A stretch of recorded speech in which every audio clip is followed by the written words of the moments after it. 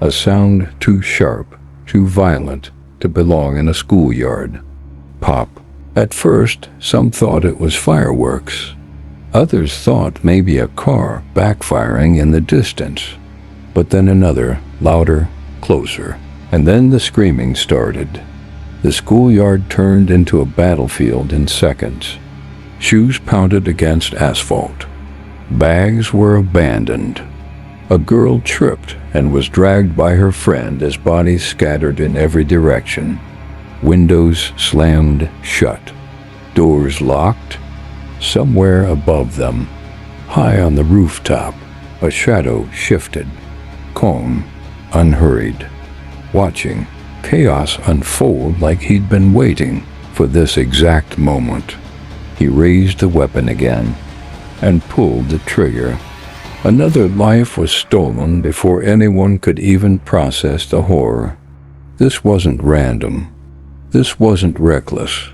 It was surgical, cold, precise, almost rehearsed. Every shot was meant to terrify, to paralyze, to remind them that he owned the sky above them. And then, just as quickly as it began, the gunfire stopped. The silence was worse than the bullets, because in that silence, every student, every teacher, every trembling parent who would later watch the news, they all understood one terrifying truth. The predator wasn't done. He was waiting for the next target, waiting for the next scream, waiting for the world to know his name. But here's the part that chills the blood. This wasn't the work of a faceless stranger. This wasn't some outsider storming the gates. No, the killer was one of them, a classmate. A boy who once shared their cafeteria tables and laughed in their hallways. How does someone transform from a quiet face in the crowd into a rooftop executioner? What darkness festers in the corners of a mind until it bursts out in blood? This is not just the story of a shooting. This is the story of a boy becoming a monster while the world watched, blind. And it all began here. It was a Wednesday afternoon, unremarkable in every way. Students carried books, whispered secrets, argued about homework. Teachers shuffled papers and thought of the evening ahead. And yet, hidden inside one of those ordinary bodies moving among them, was a storm brewing, an invisible countdown, ticking toward tragedy. Friends would later say he seemed quiet that morning. Not angry, not visibly disturbed, just quiet, as if he had sealed himself in a bubble no one else could enter. But inside, the plan was already alive. He knew the route. He knew the timing. He knew where to climb, where to stand, and how to turn a rooftop into a stage of terror. And the sickest part? He wanted them to watch. Long before the first shot ever echoed, signs were there. Not loud, not obvious, but subtle cracks in the mask of normalcy. Teachers noticed the blank stares. Friends noticed the long silences. Some said he had a way of looking past you, like he wasn't really in the room. But no one pressed too hard. After all, teenagers are complicated. Quiet doesn't always mean dangerous, until it does. But he wasn't just quiet. He was calculating. He spent nights studying rooftops, sketching angles, watching how people moved across campus. The courtyard wasn't just a place of chatter and friendship to him. It was geometry, vectors, timing, a human puzzle he was determined to solve. Every step his classmates took, every laugh, every toss of a backpack became data in his mind. He wasn't living in the world anymore. He was running simulations. And then came the weapon. Where did he get it? Who gave it to him? Those questions haunt investigators even today. But one fact remains chillingly clear. When he held it in his hands, it was as if something inside him finally clicked. This was no longer a fantasy. It was a mission.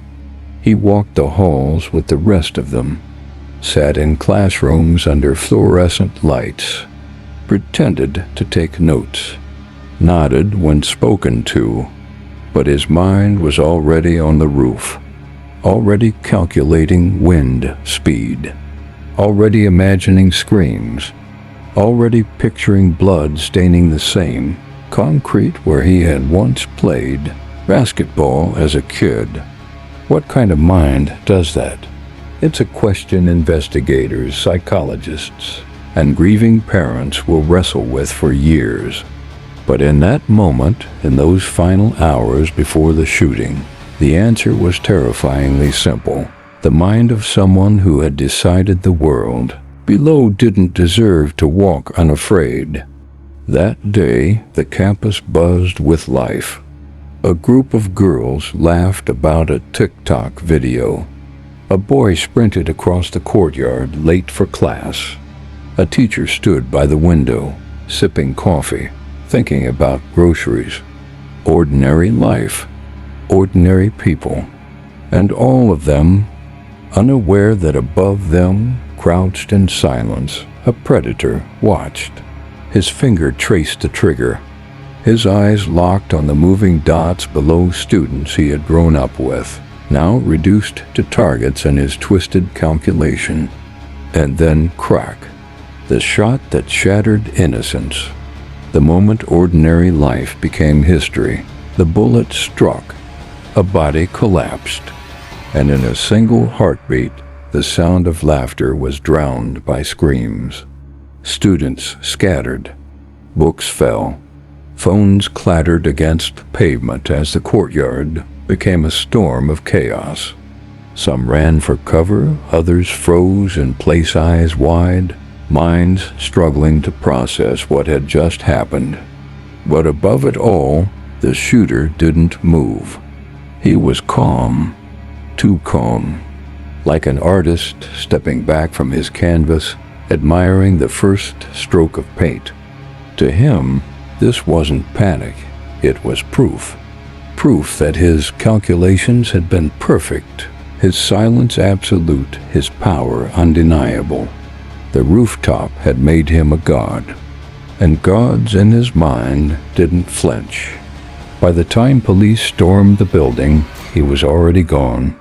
No trace, no footprints, no weapon, just a scattering of shell casings and the echo of a shot that would haunt the city forever. Detectives scoured footage. They retraced every possible path of escape, but what they found only deepened the mystery. He had studied blind spots and security cameras. He had timed his movements to avoid patrols. He had disappeared with the kind of precision that made him less a suspect and more a ghost. Who was this boy? What drove him to calculate destruction with such chilling patience? And most terrifying of all, was he finished? Parents clutched their children tighter that night. News anchors spoke with trembling voices. Hashtags spread like wildfire, each one asking the same question. How could this happen here? The victim's name was repeated on every channel. Friends wept. Candles flickered at makeshift vigils. And yet, behind every tear, behind every trembling hand that lit a candle, there lingered a shadow. Because the shooter hadn't been caught, he was still out there, watching, waiting. And as investigators pieced together fragments of his past, his obsessions, his silences, his chilling fascination with heights, one fact became impossible to ignore. This wasn't the work of chance. This was a rehearsal, a test, a warning. The rooftop assassin hadn't vanished. He had only retreated into the shadows. recalculating, reloading, waiting for the next perfect moment. The only question that remains is, when will he strike again? The rooftop may look empty tonight, but don't be fooled, the shadow still lingers. Subscribe now, because the next chapter will take you deeper into the mind of the killer, and what investigators uncovered will chill you to your very core. The story of Tyler Robinson's arrest didn't begin with flashing sirens or FBI teams swarming a house in the dead of night. No, it began with something far more chilling. The moment a father looked at the grainy footage of a rooftop assassin and whispered to himself, "That's my son." Imagine the weight of that. The world is searching for a killer, and suddenly, in the quiet of your own home, you recognize the face everyone else sees as a monster. Do you stay silent, or do you turn in your own flesh and blood? That single decision lit the fuse that led to the arrest America never saw coming. Tyler Robinson was only 22, not a hardened war criminal, not an international spy, just a young man whose name, until now, meant nothing. But on that rooftop, with a rifle in his hands, he changed the trajectory of history. And as investigators would soon discover, his path to that rooftop was paved with obsession, secrecy, and a darkness few had ever seen. When authorities closed in, the world expected a violent showdown. FBI agents with guns raised, armored vehicles surrounding the house, flashbangs lighting up the night sky. But what they got was something different, something eerily quiet. Neighbors described it like the air itself had frozen. The black SUVs, the agents in tactical gear, the careful, deliberate steps toward the front door. Inside, Tyler sat, alone. No shouting, no threats, no last-minute escape attempt. Just silence, until the door crashed open, and in that silence a nation held its breath. The arrest sent shockwaves through every corner of America. On news channels, the images flickered across screens like a scene from a Hollywood thriller. Tyler Robinson, hands cuffed behind his back, head down, as agents led him into the blinding light of cameras. Social media exploded. Who was he? What drove him? Why did he do it? But behind the spectacle was a story more disturbing than anyone realized. Because this wasn't some random act. This wasn't chaos without reason. Tyler had prepared. He had watched. He had planned. Authorities pieced together the trail in fragments. Fingerprints on the rifle, shell casings carefully collected from the rooftop, footprints leading to a hidden exit route. Every piece brought them closer, but none of it would have mattered without the father's phone call. It was the ultimate betrayal, or was it the ultimate act of love? Because in turning him in, maybe, just maybe, he had saved more lives. But here's where the story takes its first terrifying twist. Investigators quickly realized Tyler hadn't just fired a rifle. He had left behind something else. Notes, sketches, writings that hinted this wasn't supposed to be a one-time attack. The arrest was shocking enough, but the question that now hung in the air was even more chilling. Had they stopped a lone wolf? Or had they just pulled the thread on a much larger plan waiting to unravel? And as the nation watched, Tyler Robinson's face flashed across every television screen. One haunting thought lingered. If this was the end of the manhunt, why did it feel like the beginning of something far darker? The arrest of Tyler Robinson should have brought relief. A face to the fear. A body in handcuffs. But instead, it raised more questions than it answered. Because when the FBI finally searched his home, what they found wasn't the lair of a random madman. It was a shrine to obsession. Stacks of notebooks, filled cover to cover with calculations, angles, diagrams, blueprints of rooftops he had studied for weeks, maybe months, targets circled in red, names scribbled in code, and across one page, a chilling phrase repeated again and again. Control the high ground, control everything. It wasn't just a shooting, it was a philosophy, a doctrine Tyler had written for himself, piece by piece, until he believed he was untouchable. Agents traced his movements backwards. Security cameras showed him scouting different rooftops days before the attack. Phone records revealed he had made dozens of calls to numbers that led nowhere. Burner phones, dead ends, trails that went cold almost as soon as they began. And yet every detail pointed to a disturbing truth. Tyler Robinson hadn't acted on impulse. He had rehearsed. Like a conductor preparing a symphony of terror, he had timed every move to perfection. But the most unsettling discovery was not in his notebooks. It was on his laptop. Buried inside encrypted folders, investigators found videos. Not confessions, not rants, but recordings. Hours of silent rooftop footage, random crowds walking, children playing in parks, college students streaming between classes, all filmed from above, as though he had been training himself over and over to watch life not as a participant, but as a predator. One clip just days before the attack showed a crowd in slow motion. Tyler's camera zoomed in and out, marking movements, calculating distances, almost like he was rehearsing the geometry of fear. The question spread like wildfire across the nation. Was Tyler a lone operator, or had someone taught him this? Because the precision, the patience, the chilling discipline, it didn't feel like the mind of a 22-year-old college dropout.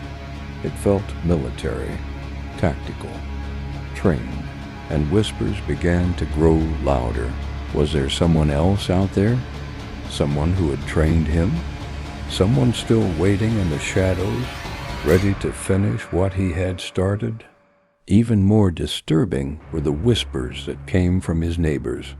They recalled the nights when Tyler climbed onto his roof with nothing but a notebook and a flashlight. The afternoons where he disappeared for hours, returning with dirt on his shoes and scratches on his hands. And the silence, always the silence.